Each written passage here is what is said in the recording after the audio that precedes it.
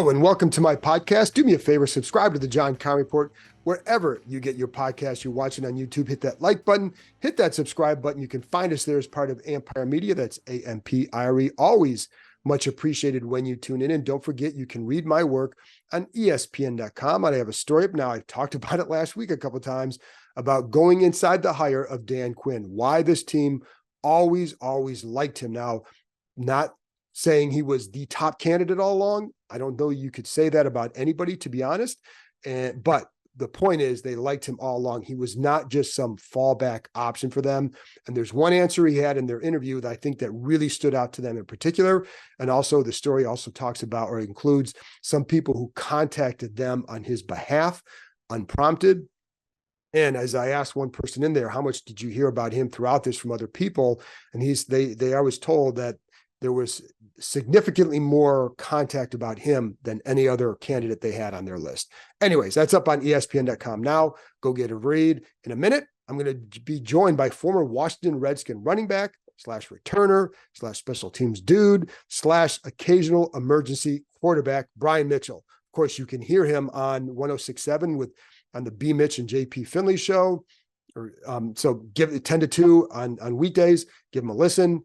But I want to talk to B. Mitch about a couple different things. You got the combine starting up this week. So his memories from the 1990 combine, what still irks him to this day, but also just you can go inside the mindset of what takes a guy from a 5th round pick to having a guy who's discussed for the Hall of Fame. He gives some really good insight on how he approached the combine. I think you learn something about a guy when you talk and when you listen to how he approached it. Speaking of the Hall of Fame, I talked to him about Devon Hester, who was just recently voted in, and how can that help Mitchell's candidacy? And we'll see where that goes. I do not have a vote in the Hall of Fame, so it's not up to me, but I do want to bring up the topic because I think it's important. And also, I want to talk to Brian about his BS meter. He has a really good one, folks. And he's been around the staff a little bit. He knows some of these coaches. So what does he think about what Washington is putting together and just what he thinks this portends for them down the road? We don't know how this staff is going to be. We know that we considered a good staff right now. What they produce, we'll see. But all we can go on is what we know right now. And of course, they always have to go out and win. Every staff does. But I wanted to talk to Brian about all that stuff. So here we go. Oh, by the way, one other thing. The salary cap information came out, the official number.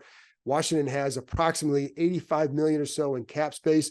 You have to deduct probably about $9 to $10 million of that for their rookie allocation, but that still leaves them in a great spot going into the offseason, and they'll have the most salary cap room in the NFL.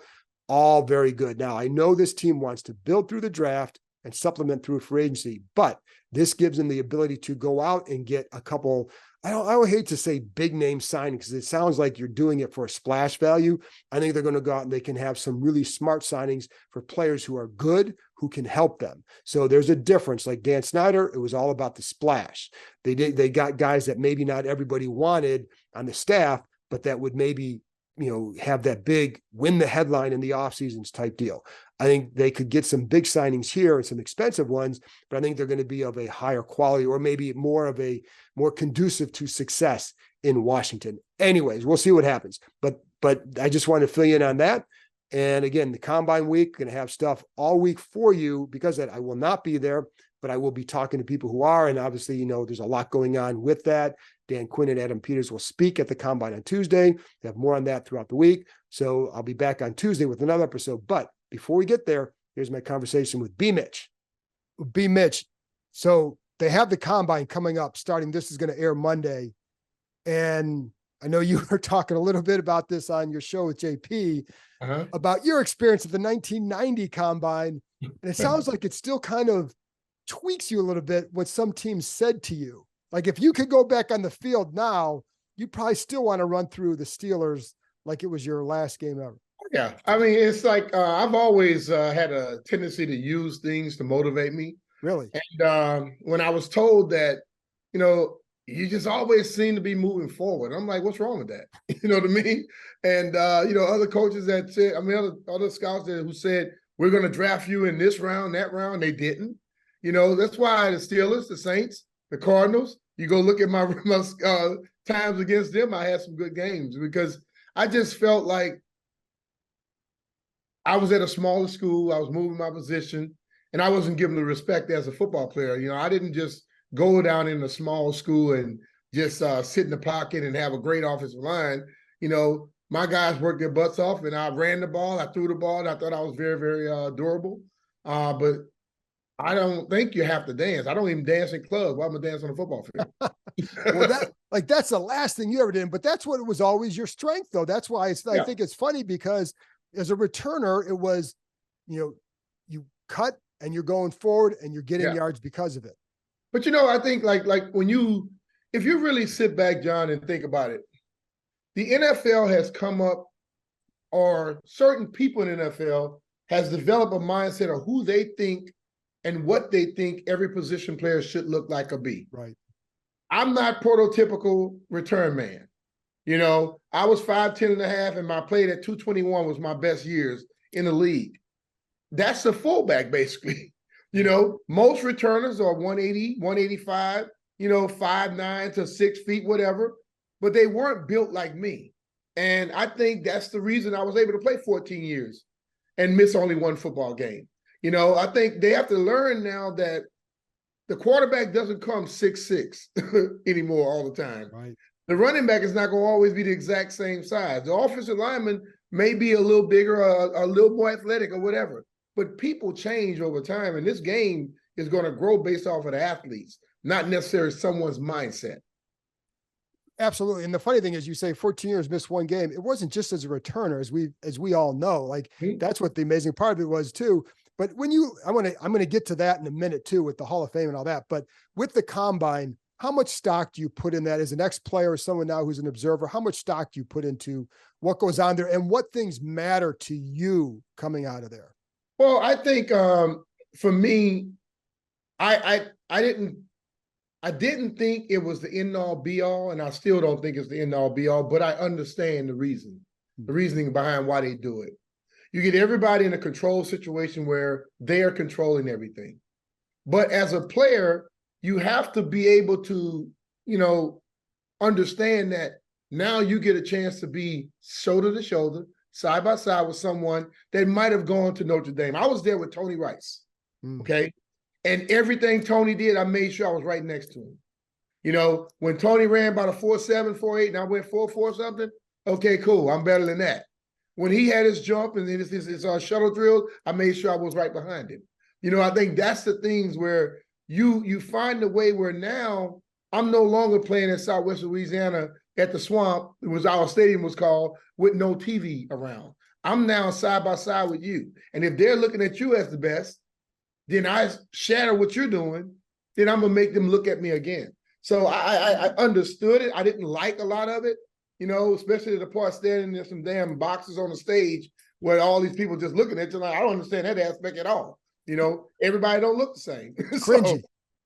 So it's weird, but I understand what they're doing. And it was cool for me because I went as a quarterback. Think about that. And so I knew I wasn't going to play quarterback, but I wanted to go as a quarterback because I'm going to have numbers that are going to make me look better than the other quarterbacks. And then they can still see I could possibly throw a football, which I ended up being the emergency quarterback for 14 years. So, and it helped me. I think that kept me around some. As Coach Gibbs said, the more you can do, the longer you can play. Did you do more than one rep on 225 than Smoot did? I didn't even do the bench press at the combine. Really? They didn't make us do it. I did the bench press when they finally came down to my school, and I did easily. I did 19. I think I could have done more, but I racked it. I say, did any other quarterback do this? I say, how about running backs? And I racked it. And they're like, you could have done more? Yes, I could have done more. But the thing about it, they didn't know that I power clean over 350 pounds. They didn't know I squatted over 600 pounds. They didn't know I bench over 400 pounds as a 198-pound quarterback. They just say this is a kid coming from Southwest Louisiana, and he might get it, but they didn't understand what I had right here. So, but I was going to say, like, everything you've told me, if you're paying attention, you're going to pick up on the fact that, hey, this guy's always following this guy. This guy's competitive. You know what I mean? Like, that's the stuff that that I would measure. You know, it's funny because I was talking to someone about this earlier today about the little things you look for at a pro day, at the combine, is stuff like that. Like that's how you learn about a guy, right? Yeah. And see, that is why, like my dad always told me, find the people that everybody is clamoring over and things like that, and do everything that they do. So when I got to Washington, I would watch Ernest Biner and Darryl Green, and I would watch them after practice. And I didn't want to bother them, so I would go to the other field and do what they were doing.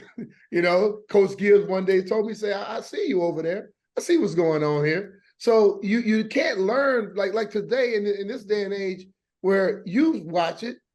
The league is no longer that the most experienced guy, the guy that comes from got that great story, becomes the leader, becomes the captain.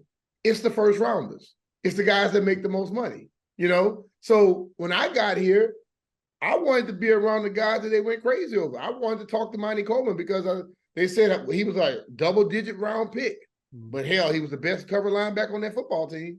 So I just think that the way I was raised by a military dad made me understand some different things. And like, I remember when I got here, guys would always say, "Oh man, you went to what school? What is that?" So I said, "Wait till we get on the field. I'll show you."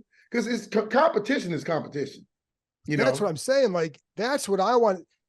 The more I'm around it, like the number one thing I want is a guy who's going to compete first and foremost. Yeah. Because the other, you know what I mean? Like if you're going to separate, I want someone who's going to compete because that's what this league is about, right? Exactly. So one of the things too is recently Devon Hester gets to the Hall of Fame. And, as anybody listening to this would say, like, you should be there too. I would agree with them. But how much do you think him getting in can now help your cause? I think it can, because it takes one person to do it first, and then they can start looking at others. Actually, I was at the Super Bowl and I went to an event, and James Lofton, unsolicited, he said, "Get ready." And I said, "What are you talking about?" He said, "Hey, he's in now. You'll get in too." And I don't know how true it is, but Tim Brown told me the same thing. I had other guys saying it to me. So at least hearing that stuff, it makes you feel like that is a better chance. But the ultimate thing is, it shouldn't just be one. You know what I mean?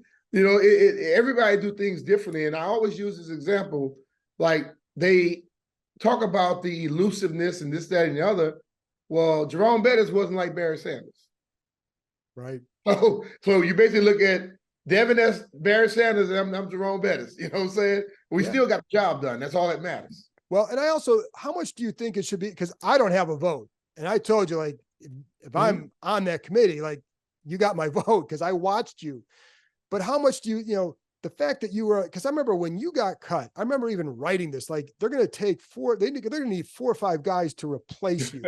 How much, because I know, like, they look at it as a return person, but do you kind of want to say, listen, I was more than that, and that should strengthen my case? Well, John, when I was asked what I considered myself coming out of college, I said a football player. And I still believe I was a football player because I played running back, I played fullback, I played kick return, I played punt return. I was a quarterback. I would line up in wide out. I would line up in the slot. I was the guy back deep when it was a field goal, if it was a long one, playing the safety position. I covered kicks and punts.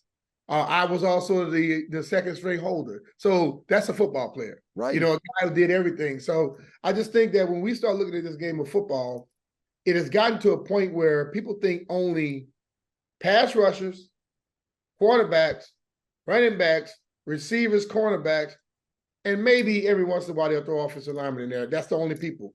But there are other people out there. And if you're the best of the best in your position, okay, why shouldn't you be in the Hall of Fame? Because I will say this. As much as I love Joe Montana, he couldn't return a punt. I bet you that. No. As I love Jerry Rice, he would have done what I did. As much as I love a lot of these other guys, they would not have been able to do the decision-making and the things as consistently as I did and as long as I did. So, we can sit up here and act like that's not a position. And I think a lot of people sometimes don't listen to what coaches say. Coaches say 3 phases all the time. I played in a football game in the playoffs against John Gruden and the Tampa Bay Buccaneers. They kicked the first one, I went 75, and they squib kicked the rest of the day. At the end of the game, he said he was worried about one person, Brian Mitchell. So if a coach is going to be in a playoff game worried about that return guy is kind of special. Well, yeah, and its impact on the game. And when you, again, I think like to me, it's a mindset. And I want guys who have that mindset that want to play, do all that stuff, who are quote unquote football players, because to me, like that's how you win with guys like that. So, Yeah. like that's how again, I don't think you can build a good football team without it tough, smart guys and guys who can fill multiple roles. But I see that, but like I, as a football player, when the defense was on the field, I ran the plays against the defense. So I knew when they had a trick play, I knew the formation. So I would sit there and Richie Pettibone, I would talk, even Jim Johnson when I was in Philly, he would say, hey, if you see something, let me know. I didn't just sit on the sideline. So I was a guy who did a lot of things because I started off football. I was a center and a defensive end in the 6th grade. 7th grade, they moved me to running back. I don't know why. Then I go to 8th grade, the coach said, hey, you're the best athlete on the team. And he moved me to quarterback, and I played quarterback the rest of the time. Then I get to the NFL, and I get the chance to play everything, So it's whenever, and I'm the type of person where if I can help the team, I'm going to help the team, whether it's me going out there using my physical abilities or being able to watch something based off of what what I've seen in practice. But you got to love the game to do it like that. And, so how many guys do you think on a roster truly loved it the way you did? I don't know how many. I would say it's far, like you got 53 guys on the roster, and I would say it was far less than 10 that loved it like that. Guys may have loved it enough to do their job and all focus on their job, but like you may have heard me say it on the radio, it's a first job mentality, okay? They asked me to come here and be a return man.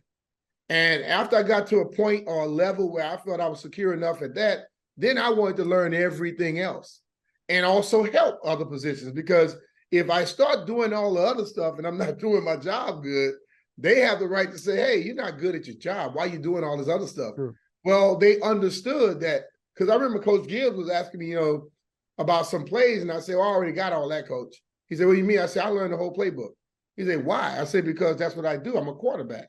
Because I didn't get here and just look at the returns and the running back position. I looked at everything that the quarterback would look at.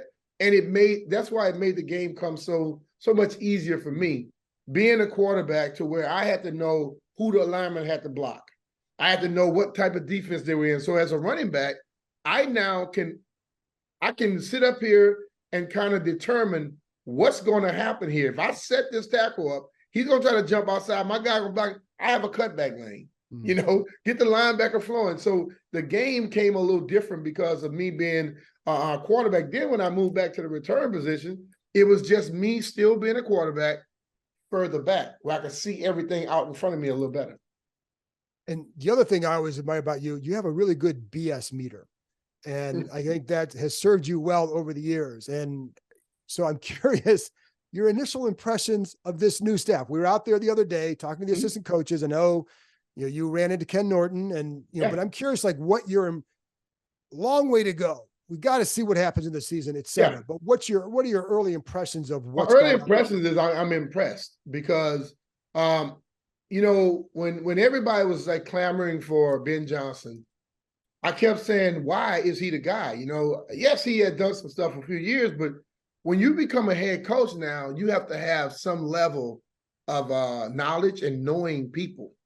So all of a sudden, Dan Quinn becomes the guy. Everyone thought that Kingsbury was going to Oakland. He backed out of that deal. He came here.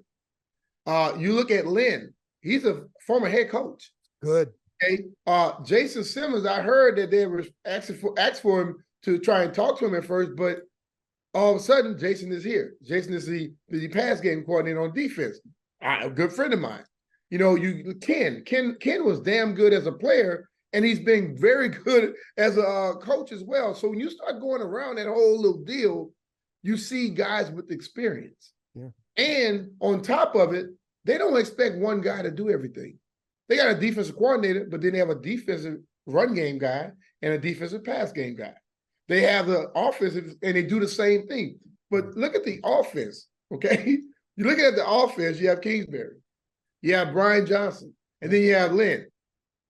That's basically coordinator, for a coordinator and 2 former head coaches that are running your offense now. So and like they said, they got people from different backgrounds, different offenses, different defenses, to where now it's not me trying to learn something. I can now bounce it off of this guy who knows how to run another one and how to attack a certain defense that we may be seeing. So I'm very impressed. And I remember talking to Adam Peters when I was at the Super Bowl. I went to one of their Commanders events, and I said, man, y'all getting a lot of coaches. He said, man, that's Dan Quinn. They're coming because of him. And when you hear them discuss leader of men, well, it's something good about this, man. Yes, the NFL, I know, is only 32 jobs in those positions, but ultimately, when people want to work for somebody, that guy has something special about it. And, you know, and I heard that too, like he had guys coming up to him at the Senior Bowl. Now that always happens, but a lot of guys were coming up that just, I think it blew him away how many people were coming up to them about him. But, you know, listen, like the other thing is, I'm not on the coaching staff. And you know how many people have called me that had jobs that wanted to leave their jobs to come here and say, hey, man, if you put in a word for them, I'm like, dude, I don't have any connection with these guys. So it was people with jobs trying to come here.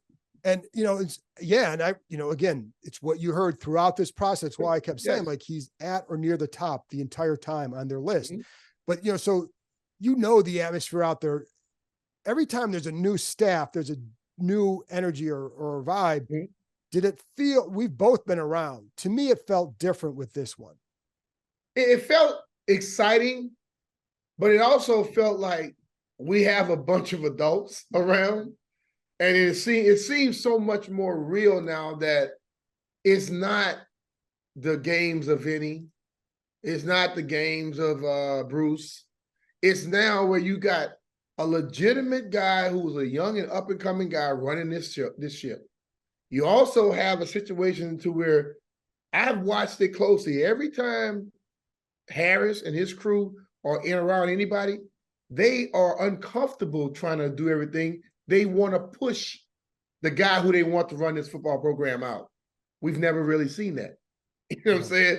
We always saw somebody else like, you know, as Suge Knight said, Puffy all up in all his guys' videos. We always had Dan or one of those GMs trying to run the show all the time instead of letting the people run the show who should be running it. So that feels different to me. But I understand too. I understand that we have to wait and see how this thing goes. But the thing I also feel is that we always were winning the offseason. And in a sense, there are people in this town who think we lost the offseason because Ben Johnson went back where he was going. Crazy. And for me, being here for so many years, watching us win the offseason and then stink in the regular season, kind of makes me feel like the tide is changing. We didn't win the offseason to some people's mind. I think we did, though, because they did stuff the right way. And now I feel, well, since they didn't think we won it, then we may win the season then.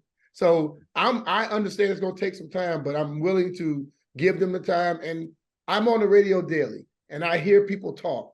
And I have now sensed that people want to give them that level of respect, but they can't get out of thinking that the old regime is still intact. Oh, that's definitely a part of it too. I don't blame people. Like they have some PTSD from that 24 years.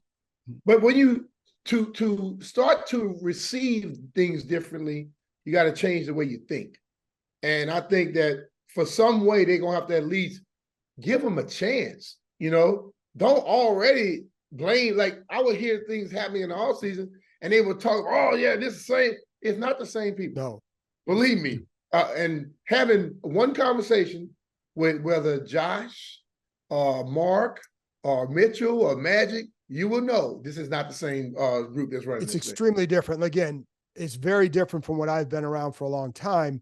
And I had an agent the other day, I was talking to him about one of their clients who is here, and he started referencing how they did it in the past. I said, no, I said, it's not like, you can't do that anymore. It's not this, like, I was surprised he actually was doing that, because I'm like, it's not the same group.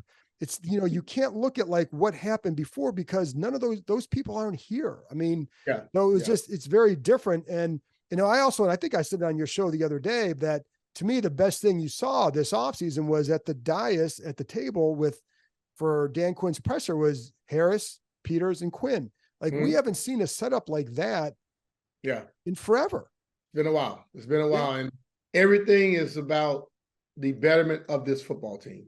It is. It's not about any jokes, horrible jokes. It's not about the individuals. It's about what we are here to do to take this franchise back to where it was. And, you know, I when I hear people talking like that, I have to back up and give them their freedom to go out and do your stuff. Now, if we're 3 years down the road and things haven't changed, I have the right to say something. You know, we 2 years down the road, we got the right to say something. But right now, I think it's best to support and try to help out and let them on. Because just like I said, when they get a quarterback, they have to get full support from the franchise. So as long as we're sitting here and we got this franchise coming up, and we all went crazy when Josh and his crew bought the team. We lost our mind when Adam was hired. And then ever since then, we've questioned everything that they've done. Well, that's what I found funny is that, oh, I love what Josh Harrison. Oh, I love Adam Peters. Like, oh, how could you hire? Like, but to me, like, I agree with you. Like, this coaching staff is a reflection of Dan Quinn. Totally. And we don't know what they're going to do during the season, but they are set up to be able, if they can get that success, to be able to sustain it long-term better than they have in a long time. And that's the thing about it, John. You have to have things in the right position. When I first got here, and then once Dan purchased his team, I always talked about the chain of command. I grew up in a military household, okay? You don't hear any privates going straight to the general, right? You know what I mean? Right. Everybody know what that step is.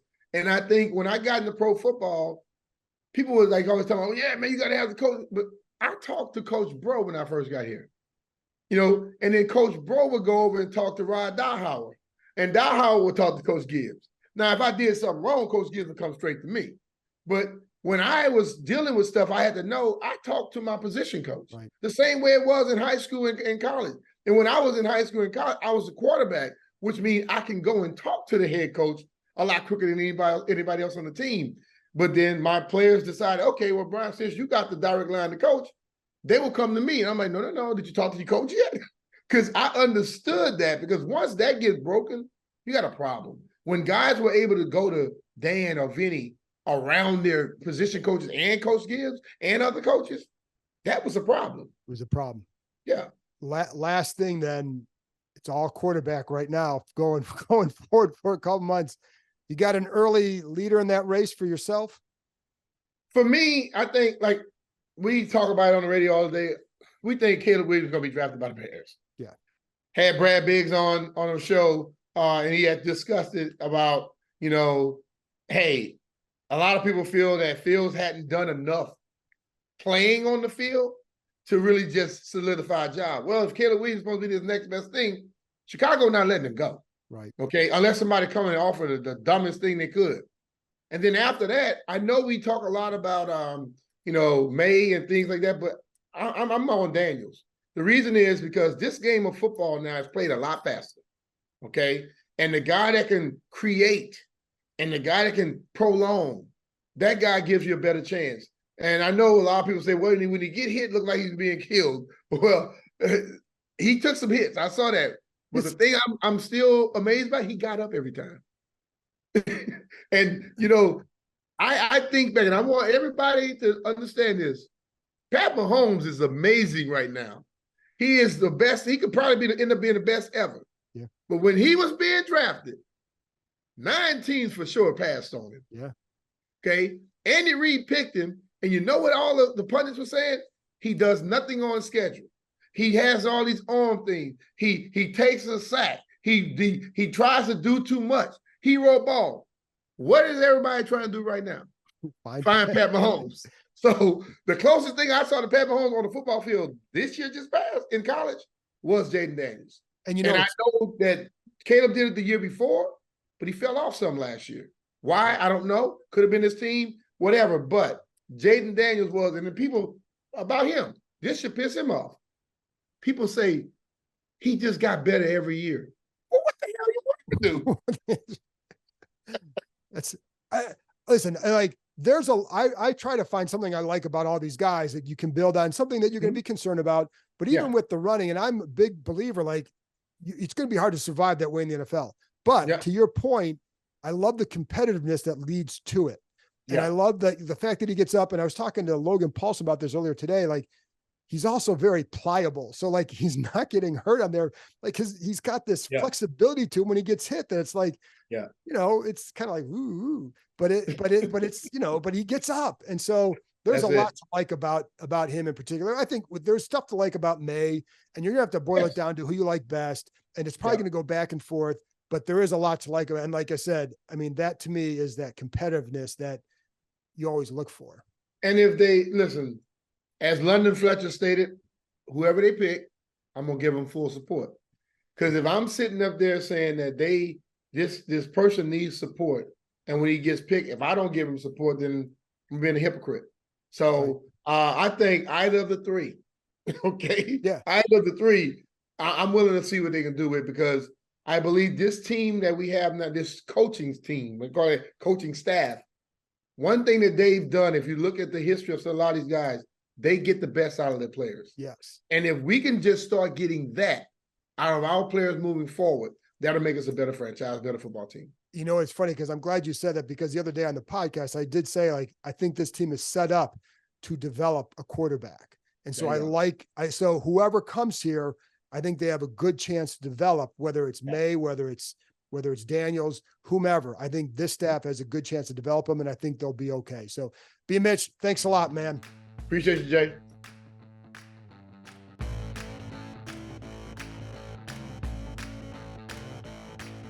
That's it for this episode. Thanks to Brian for joining me, and thank you, as always, for tuning in. I'll be back on Tuesday morning with another episode, so I'll talk to you next time.